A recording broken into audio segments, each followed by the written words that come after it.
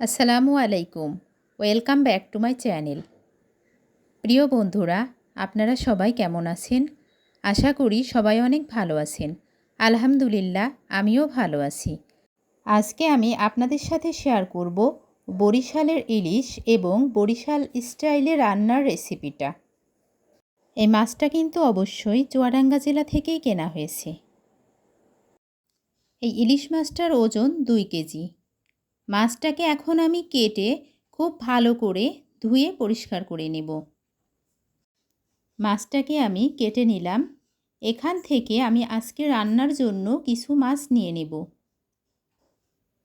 যেহেতু মাছগুলো অনেক পিস হয়েছে, এতগুলো কিন্তু আজকে আমাদের লাগবে না। এখানে আমি কিছু মাছ নিয়ে নিলাম। এই মাছগুলোই আজকে আমি রান্না করে নেব। যারা যারা আমার রেসিপিটি দেখতেছেন কিন্তু এখনও লাইক দেন নাই, প্লিজ একটি লাইক দিয়ে দেবেন। 1 চা চামচ লবণ দিয়ে নিলাম। 1 চা চামচ পরিমাণ হলুদ গুঁড়া, 1 চা চামচ পরিমাণ মরিচের গুঁড়া দিয়ে দিব, 1 চা চামচ পরিমাণ ধনিয়া গুঁড়া, 3 টেবিল চামচ পরিমাণ জিরা এবং পেঁয়াজ পেস্ট।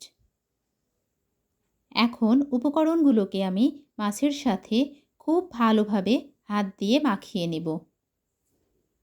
তারপর এটাকে আমি 30 মিনিটের জন্য রেস্টে রাখব। ফিরে আসলাম 30 মিনিট পর। এমনভাবে মাছটাকে মশলা দিয়ে মাখাতে হবে যেন দেখে বোঝা যায় মাছটা অর্ধেক রান্না হয়ে এসছে। এবার কড়াইয়ে পরিমাণ মতো সরিষার তেল দিয়ে নিচ্ছি। তেলটা গরম হয়ে এসছে।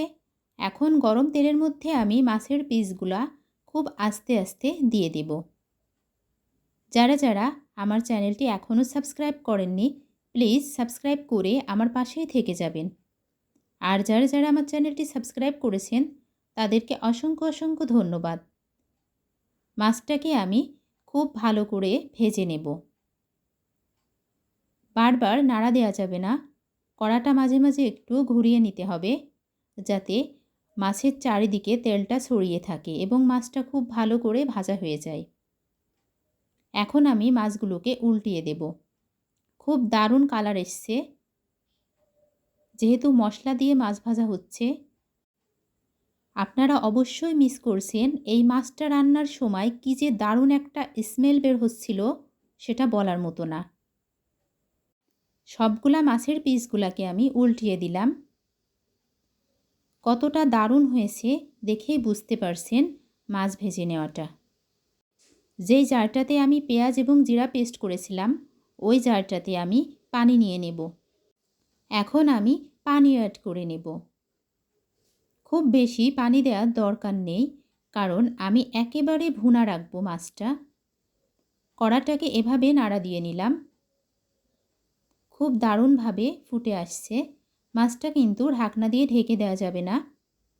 আমি মিডিয়াম টু লো হিটে জালটা রেখে মাছ রান্না করে নেব।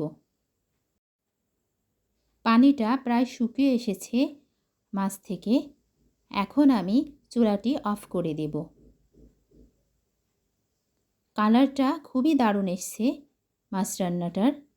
আজকে অবশ্যই আমার দুলাভাইয়ের রেসিপিতে মাছটা রান্না করলাম। দুলাভাইয়ের বাসা বরিশালে।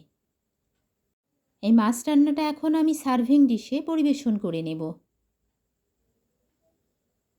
বন্ধুরা, দেখতে যতটা লোভনীয় হয়েছে, খেতে কিন্তু তার থেকেও অসাধারণ টেস্টি হয়েছিল এই মাছ রান্নার রেসিপিটা।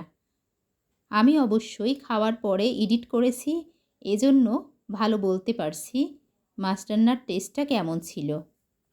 যারা যারা প্রথম থেকে শেষ পর্যন্ত আমার ভিডিওর সঙ্গে জুড়েছিলেন তাদের সবাইকে অসংখ্য অসংখ্য ধন্যবাদ।